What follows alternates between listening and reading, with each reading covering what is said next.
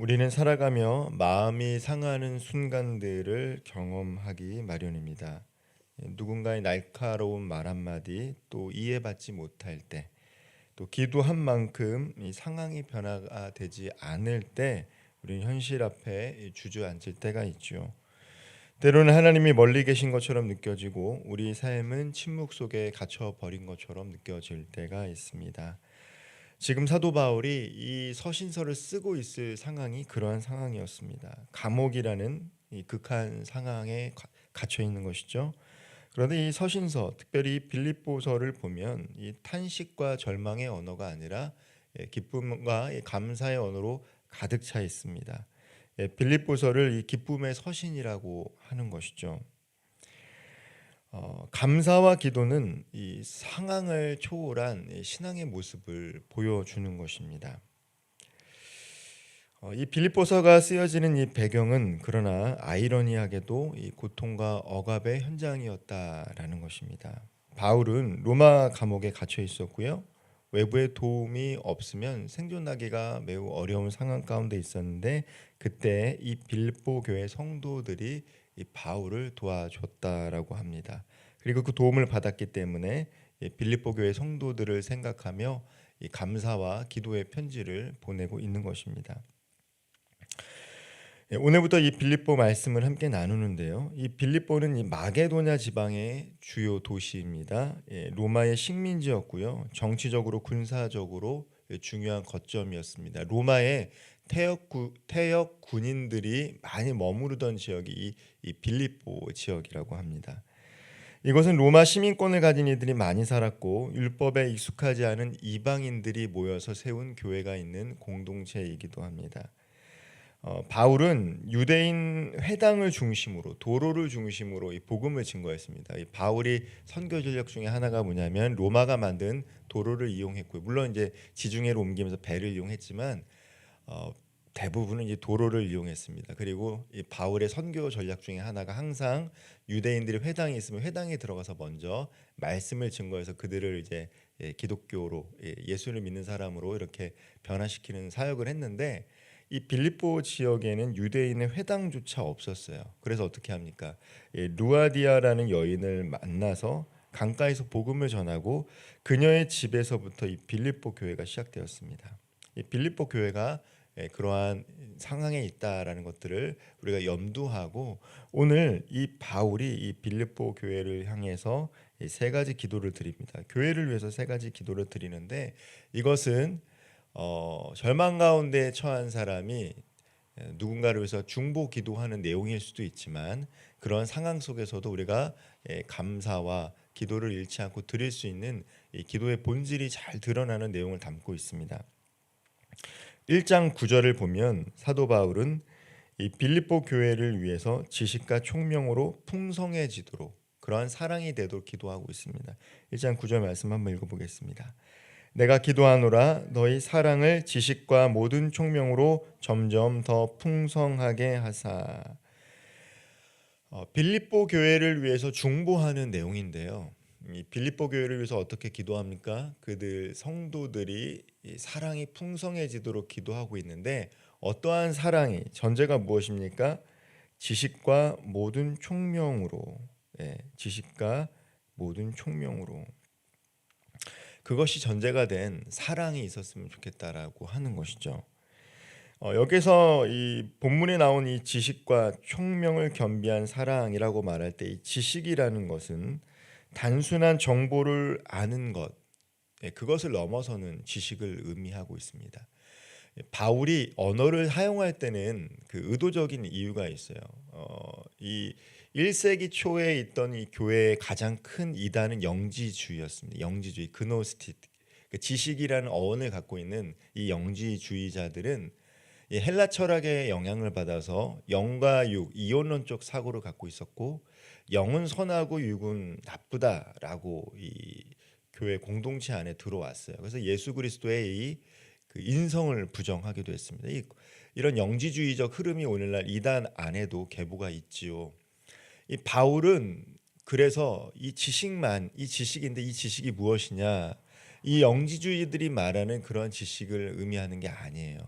이 지식이란 어떤 의미냐면 어떤 스승으로부터 배워서 얻는 지식이 아니라 말씀을 공부해서 얻는 지식이 아니라 하나님과 나와의 관계 속에서 형성된 지식, 즉 체험된 지식을 말합니다.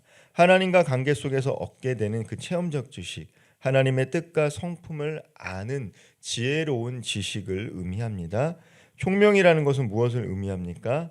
어떤 상황 속에서 무엇이 옳고 그른지를 영적으로 분별할 수 있는 지혜를 의미해요. 즉 진리의 뿌리를 둔 사랑을 갖기를 원한다라는 것이죠. 그때 당시 이단들처럼 그냥 하나님과 관계없이 누군가로 배워터 이 명제적인 진리, 참과 거짓인 이 교리로 아는 진리가 아니라 정말 예배 가운데 구제 가운데 삶 속에서 하나님을 경험해서 명제적 진리를 넘어선 관계 속에서 얻게 되는 그 진리와 총명, 그 진리가 바탕이 된 그 사랑이 이 빌립보 교회 성도들 안에 충만해지기를 원한다라는 거예요. 진리에 뿌리 내리지 않는 사랑은 어떻습니까? 때로는 방임과 타협으로 흐르기도 해요. 그래서 진리 위에 이 사랑이 자리 잡혀야 된다라는 것입니다. 그렇지 않으면 오늘날 우리는 어떻습니까? 타협적인 이 관용이 참된 사랑인 줄 알고 죄를 덮어버리기도 합니다. 그러나 그것은 진정한 사랑이 아니에요. 진정한 사랑은 거룩한 진리를 반드시 동반합니다. 그것은 상대방을 하나님께 올바른 길로 인도하는 거예요. 올바른 길로. 때로는 아픈 말일지라도 영혼을 위해 진실한 권면이 될 수 있어야 됩니다. 주변에 잘못된 길을 걸어가고 있는 사람들, 이단에 빠져서 하나님이 아닌 것을 섬기는 사람들, 그것이 주변에 가까운 가족, 친척이라 할지라도 말할 수 있어야 됩니다. 그분들이 하나님께로 인도할 수 있도록 그 사랑이 진실과 진리 가운데 있어야 된다라는 것이죠. 바울은 이것을 놓고 기도하고 있어요. 두 번째 기도가 무엇입니까? 분별력 있는 삶, 진실한 신앙을 위한 기도를 하고 있습니다. 1절 10절 말씀입니다. 너희로 지극히 선한 것을 분별하며 또 진실하여 허물 없이 그리스도의 날까지 이르고. 두 번째 기도, 이 빌립보 교회를 위한 기도는 분별과 진실함이에요. 바울은 빌립보 교회가 단지 외형적인 성공이나 사람들의 평가에 매이지 않고 하나님 보시기에 지극히 선한 것을 분별할 수 있는 영적인 통찰력을 갖기를 원했습니다. 여기서 지극히 선한 것은 여러 가지 선택 중에서 가장 탁월한 것이 있어요. 좋은 것이 있고 더 좋은 것이 있고 가장 좋은 것이 있다. 지극히 선한 것은 어떤 것입니까? 그냥 좋은 것도 아니고 더 좋은 것도 아니고 가장 좋은 것. 지극히 선한 것이라는 것은 가장 좋은 것, 즉 진리를 말하는 것이죠. 진리를 분별할 수 있어야 된다라는 거예요. 오늘날 우리가 살아가고 있는 시대를 이 포스트 모던 시대라고 합니다. 이 포스트 모던 시대의 특징이 무엇입니까? 상대적이다라는 것이죠. 절대적인 것이 없어요. 프랑스에서 말하는 이 관용, 이 톨레랑스가 매우 중요한 이 배려와 태도라고 생각합니다. 그래서 이 종교적으로도 예수 그리스도만이 길과 진리이다 생명이다라 말하는 것을 이 포스트 모더니즘 시대를 살아가는 사람들은 잘 받아들이지 않죠. 상대적입니다. 그리고 매우 개별적이에요. 예전에는 가정이 중요했고 직장이 중요했고 나라가 중요했는데 오늘날을 살아가는 사람들의 특징이 무엇입니까? 국가의 공익이나 회사의 충성이나 가정의 평화나 안녕보다는 나의 자유와 개인이 더 중요한 거예요. 우리 부모님이나 내 아내나 내 자식들보다 어쩌면 나의 선택이 더 중요한 시대를 살아가는 게 바로 오늘날 우리가 살아가고 있는 포스트 모더니즘 시대의 이 상대성과 또 개별성이라는 특성을 갖고 있습니다. 오늘날 이런 시대에 진리를 주장하는 것이 매우 어렵다라는 것이죠. 지극히 선한 것을 말하는 것이 매우 어렵다라는 것이에요. 그러나 그것을 분별할 수 있는 것이 오늘날 더 필요합니다. 가장 좋은 것이 무엇이냐, 진리가 무엇이냐, 이것을 분별할 수 있는 지혜가 필요하다라는 것이죠. 분별하다는 것은 어떤 의미를 검증한다라는 것이에요. 단순히 지식으로 판단하는 것이 아니라 말씀과 성령의 인도하심을 따라 검증하며 선택하는 능력이 바로 분별력입니다. 이것도 은사인 것이죠. 기도하면 얻을 수 있는 은사 중에 하나가 영적인 분별력이다라는 것입니다. 사도 바울은 이 빌립보 교회 성도들이 어린아이와 같은 신앙에 머무르는 것이 아니라 무엇이 선하고 악한 것인지 시대 속에서 진리를 분별할 수 있는 영적인 통찰력을 놓고 기도했다라는 것입니다. 또한 빌립보 교회 성도들이 진실한 삶을 살아가기를 위해 기도했어요.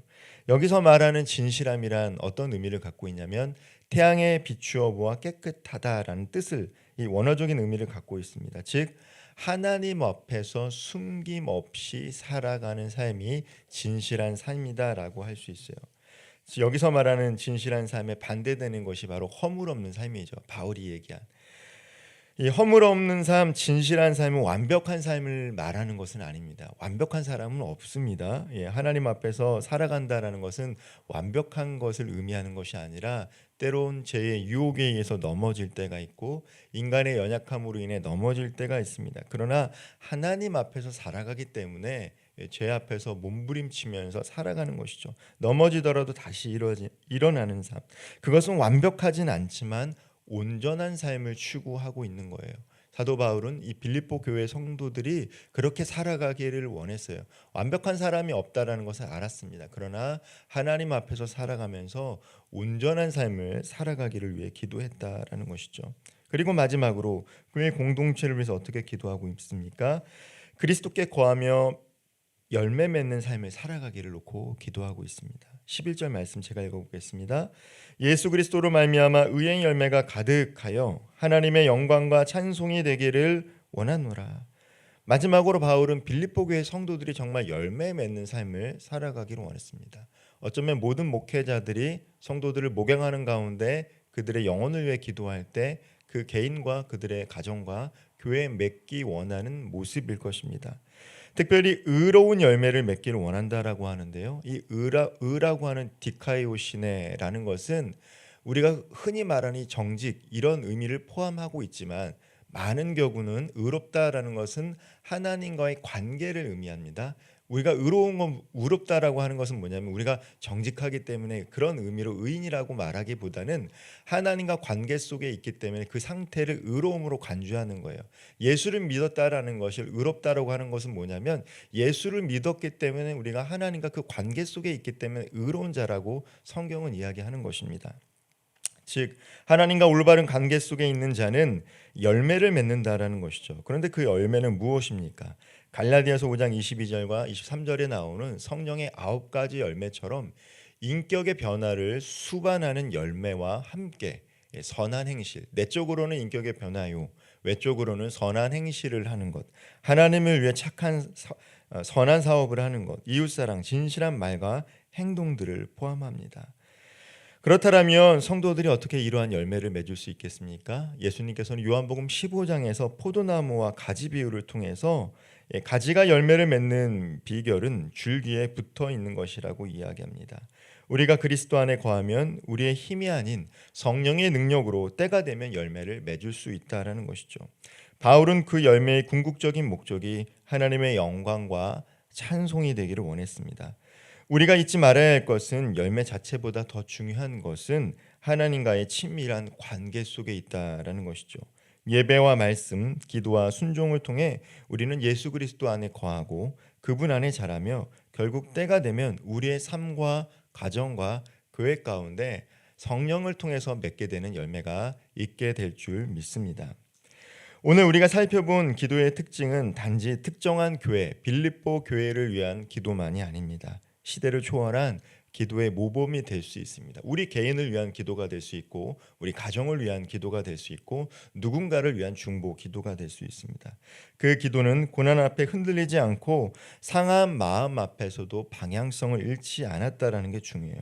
오늘 우리도 사도 바울처럼 어떠한 상황 가운데 있든지 감사와 기도로 다시 시작할 수 있기를 바랍니다. 마음이 지치고 길이 보이지 않을 때조차 바울처럼 자신을 위해서 그리고 교회를 위해서 그리고 타인을 위해서 중보하며 나아갈 수 있는 저와 우리 모든 성도님들 되기를 주님의 이름으로 축원드립니다. 기도하겠습니다. 사랑의 하나님, 우리의 상황이 어떠하든 감사와 기도로 하루를 시작하기를 원합니다. 우리의 사랑의 지식과 총명으로 더욱 풍성하게 하여 주시고 지극히 선한 것을 분별하게 하시고 진실하고 허물 없는 삶을 살 수 있도록 인도하여 주옵소서. 예수 그리스도로 말미암아 의의 열매가 우리의 삶 가운데 맺히기를 원합니다. 열매 맺는 삶을 통해서 우리의 삶이 하나님의 영광과 찬송이 되게 하여 주옵소서. 예수 그리스도의 이름으로 간절히 기도하옵나이다. 아멘.